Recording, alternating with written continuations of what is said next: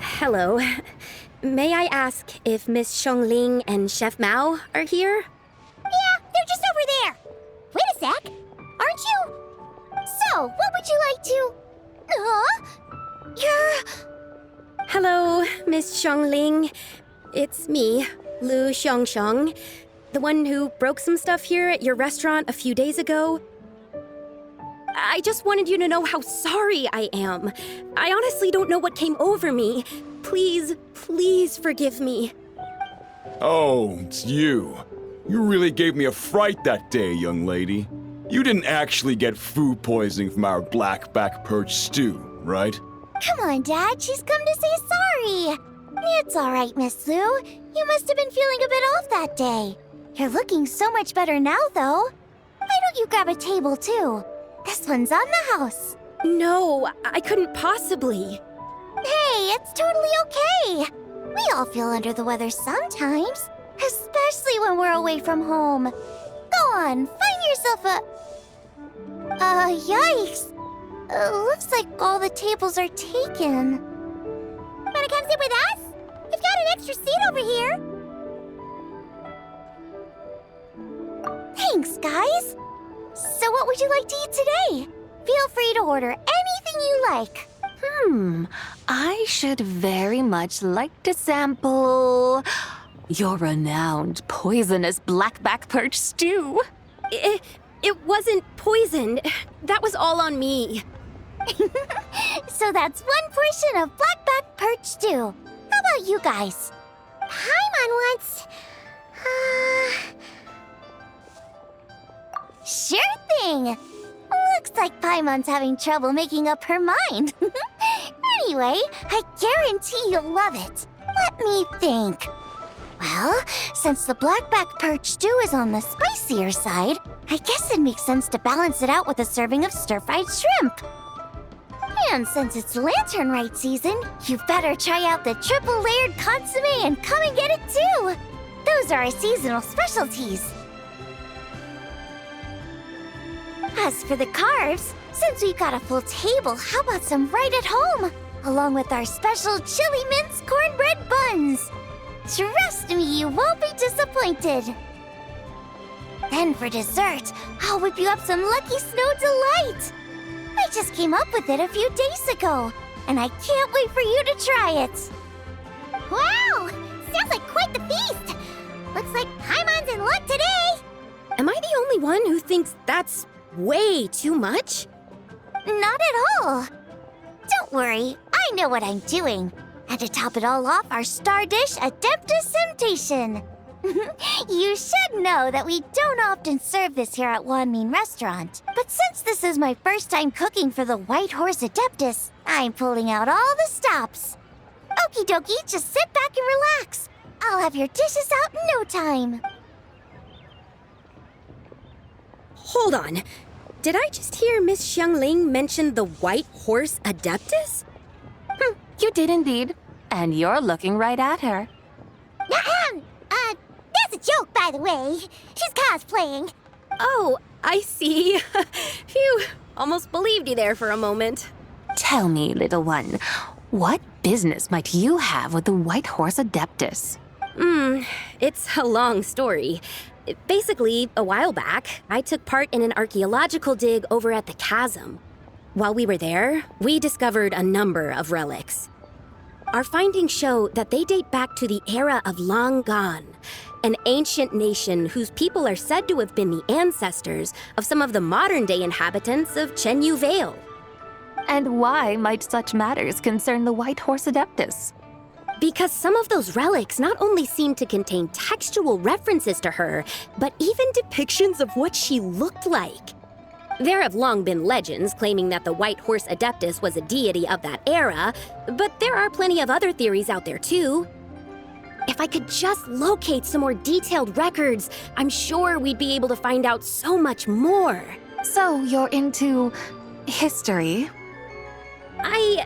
Well, to tell you the truth, I actually joined the archaeological team by sheer accident. But once I'd started down this path, I knew that I wanted to make something of myself. Recently, though, things seem to have taken a turn for the worse. Still can't believe I caused such a mess, and Oh, so you're considering becoming a martial artist now instead? no, I mean, they weren't seriously hurt.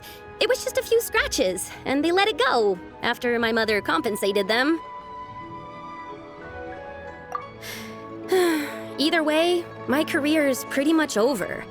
And even though both the victim and the Ministry of Civil Affairs say they won't be pursuing the matter any further, my father says he's going to punish me according to our family rules. Family rules? Yeah, he's decided to ground me. I'll have to return to Chaoying Village after Lantern Rite, and goodness knows when I'll be allowed to leave again. Wow, that's harsh. Sounds like the kind of thing only rich, super traditional parents would do. We're not exactly rich, though. All we own are a few tea fields in Chaoying Village and a guest house in Liyue Harbor. A guest house? It isn't Baiju Guest House by any chance? Yep, he's my grandfather. So, you've heard of the guest house before? Small world, huh? Come to think of it, didn't Boss Lu mention something about hoping that the White Horse Adeptus would show up and let her divine power be known? Sure, but Paimon's guessing this wasn't exactly what he had in mind. Little one, it sounds to me that your family is rather well off after all. What then drew you to archaeology? Why subject yourself to such unnecessary hardships? Even if I stayed at home, there's no guarantee I'd lead a nice, easy life. Just look at my father. Recently, my grandfather put him in charge of the guest house, and he came up with a bunch of ideas right away, starting with changing its name. That didn't turn out well, though. My grandfather yelled at him for days, even calling him a bad son, and they still haven't let it go. Oh! Paimon thinks we might have heard about that too. Long story short, being dependent on others is never fun. You just end up being completely under their thumb. That's why I want to make it on my own out here, no matter how hard it is. After all, as the saying goes, to rise above others, one must endure the hardest of hardships. What's so funny about that? You poor, innocent little creatures never fail to amuse me. To think you would endure all manner of hardships in your brief time on this mortal plane, and all that merely to rise above others. I would have thought that the wiser path would be to simply roam this world as I do. Huh? Tell me, what is it that you truly delight in? Archaeology? Martial arts? Tea planting? Or perhaps the keeping of a guest house? What I delight in? Yes! Surely there must be something you don't find quite so exhausting. Whatever delights you should not feel like a burden. But do things like that really exist? Of course! Take Miss Xiangling, for instance. I defy you to detect even a hint of hardship on her face when she wields her walking spatula. So, since it seems you are resolved to tread the rocky path, you should strive with all your might to pursue that which brings you delight. You mean, like cosplay? I suppose you might say that. Looks like the White Horse Adeptus is really getting into her role. I think I get what you mean then. Maybe I should have a chat with Miss Xiangling before I head home. Okay, everyone. Sorry to keep you waiting. Here's your food. Wow. It all smells so good. Oh, finally, I get to try that famous poisonous stew. Hey, didn't you hear what Shan Shang said? It wasn't the stew.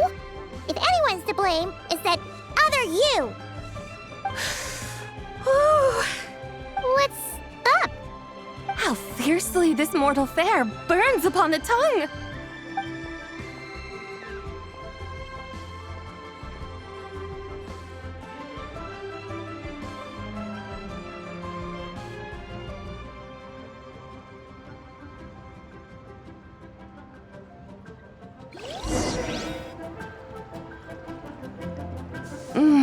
Most satisfying as poisonous stews go. So, where to now? Time, I think, to seek out some diversion? No, there's plenty of entertainment options in Liyue. Paimon will tell you that. The locals like to drink tea, walk their pets, play chess, watch operas, attend storytelling performances.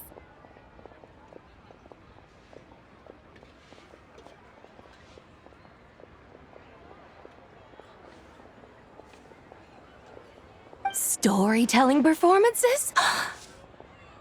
You know, like listening to people telling stories. They're usually based on old Liyue legends, just like their operas. Stuff like the Divine Damsel of Devastation, Through the Eyes of a Dragon, or the Sanctification of Tao Do. What about the story of the bright moon that sits in the sky above us? Paimon doesn't think she's heard that one. Still, the moon does come up quite a lot. It's even in the name itself. The Yue in Liyue actually means moon. Since we're on the subject, you like telling stories yourself, right? Why don't we go check it out? In that case, I'll have to trouble the two of you to lead the way. Awesome! Let's go! Third round knockout, here we come!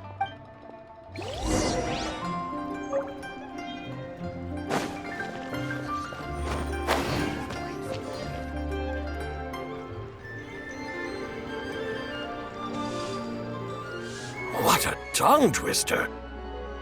I'd have made a complete fool of myself if I tried to say it on stage without practicing it first. Huh. Call yourself Iron Tongue Tien.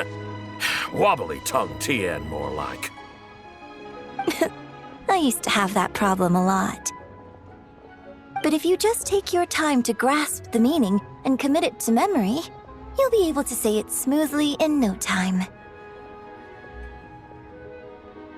You're right, Miss Yoon. I'll give it another try. Hey, Yunchin! Fancy seeing you here! What are you two talking about? Ah, Traveler and Paimon, we meet again. And who, may I ask, is this? You may call me the White Horse Adeptus. The White Horse Adeptus? She's not really an Adeptus. I see. Well, it certainly looks like a lot of fun. Oh, funny you mention it. This type of thing is actually something I'm quite familiar with.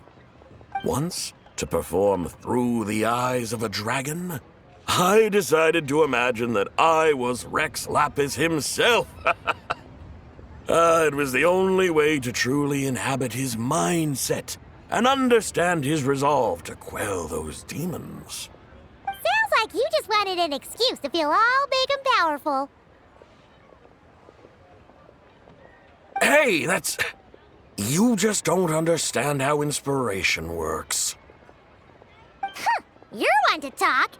Paimon's traveled all over with the Traveler, and she's seen things that would make your jaw drop. All right, then. Since you claim to be so knowledgeable, why don't you prove it by reciting an ancient poem? An ancient poem? Which one? Ha! See? You mean to tell me you've never even heard of the ancient poem called An Ancient Poem? What kind of a title is that? Quit teasing, Paimon. We only just found out about that ourselves. He's talking about the writing on those ancient relics. When we first saw it, we couldn't figure out what it all meant. So in the meantime, we decided to just refer to it as an ancient poem. However, thanks to the painstaking work of the scholars who were tasked with decoding it, it seems like that's exactly what it was. Or rather, an ode offered in veneration of the moon and the White Horse Adeptus.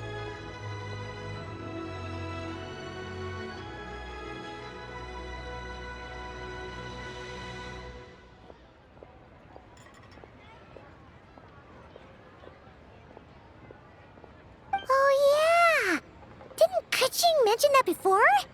It's got something to do with Lawn Gown, right? That is correct. The Ministry of Civil Affairs has issued a notice stating that, although it is true that the moon may disappear tonight, we should be in no danger. In other words, there's nothing to fear.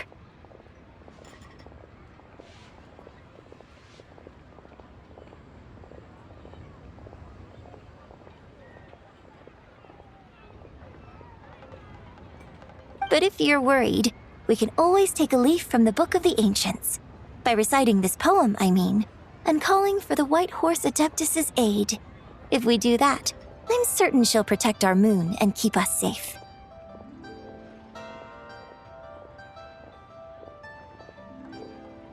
Oh, seriously? Paimon has to get a look at this.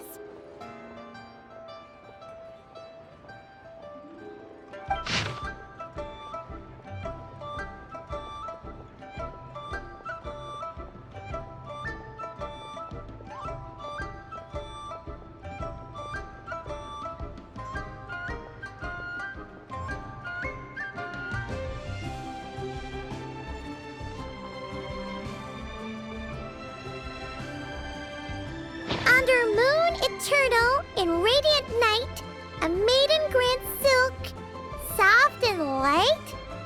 What in Tivan's that supposed to mean? Under moon iridescent, in night divine, blah blah blah, something cloth so fine. Something about fields being plowed, something else about seeds being sown from the earth. Seriously? What is this? The fields are plowed, the seeds are sown, and from the earth, life is grown. Whoa! You did that without even looking! Bravo! Bravo! We have an expert in our midst. Looks like this young lady really does know her role inside out. If I didn't know any better, I'd have taken her for the real deal. That's because I am the real deal. That's the spirit. This is exactly the kind of mindset I was talking about. Behold, mortals, I am none other than the indomitable Rex Lapis him. Believe me, young lady, I know exactly why you do it. Back in the... I must say you are rather amusing as mortals go. Miss White Horse Adeptus, it is a great pleasure to make your acquaintance today. I have some questions regarding the poem, and I was wondering, perhaps, if you might be able to shed some light on it? You want me to explain the full meaning of its verses? Your guidance would be much appreciated. Fascinating. Tell me, do all the people of Liyue still express such reverence for the ancient ways? Well, it's true that we hold a deep fondness for our history, but it is hardly our only pursuit. One of my good friends, for instance, is even more devoted to the modern Fontanian art of rock and roll. Exactly! And don't forget, great practitioners of the role-playing arts walk among us too. People like me and you, young lady. Yes.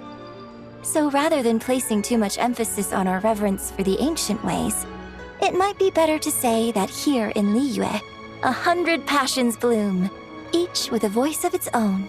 I see. Then I suppose it wouldn't do any harm for me to enlighten you. In truth, it is but a simple poem of blessings. Its meaning is this. As the eternal moon rises in the night sky, a maiden adorned with lustrous jade descends upon the earth. She blesses the kudzu vines and mulberry leaves so that they may be used to make coarse cloth that is nevertheless soft, light, and comfortable to wear. As the iridescent moon rises in the night sky, a maiden adorned with lustrous jade descends upon the earth. She blesses the kudzu vines and hemp so that they may be used to make fine, luxurious cloth.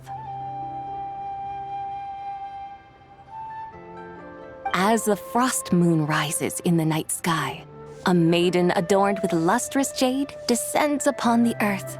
She blesses the mugwort and artemisia so that they may be perfect for divination. So she really did come down from the moon? She shows the people how to use the plow and spade to purge the land of weeds, till the soil, and heap up the earth to make it fertile. Then with the hoe, she teaches them to sow their grain, bestowing the promise of life upon every seed. She blesses the millet and the beans, ensuring that their stalks and vines stretch forth without end.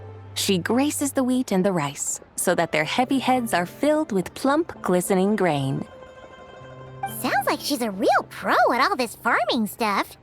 The fruits of the field are harvested and brewed into sacred wine for honored guests. This we reverently present to the Divine Maiden, with every ceremonial step flawlessly observed, so that she may witness the depth of our piety and respect. Oh, Divine Maiden, how can your graceful presence in the sky not seem like that of a fairy descending from the heavens? Oh, Divine Maiden, how does your pure and radiant form not resemble the guardian spirit of our land? I send my heart's desire, ascending to the heavens, beseeching you to grant us good fortune and blessings in the coming year. Huh? So, that's what it's supposed to mean?